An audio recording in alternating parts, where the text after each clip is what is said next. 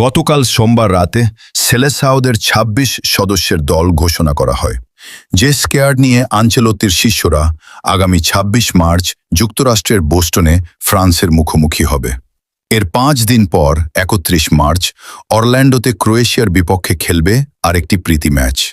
নেইমারকে বাদ দিলেও ব্রাজিলের দায়িত্ব নেওয়ার পর প্রথমবার রিয়াল মাদ্রিদের সাবেক শিষ্য এন্দ্রিককে ডেকেছেন আনচেলত্তি।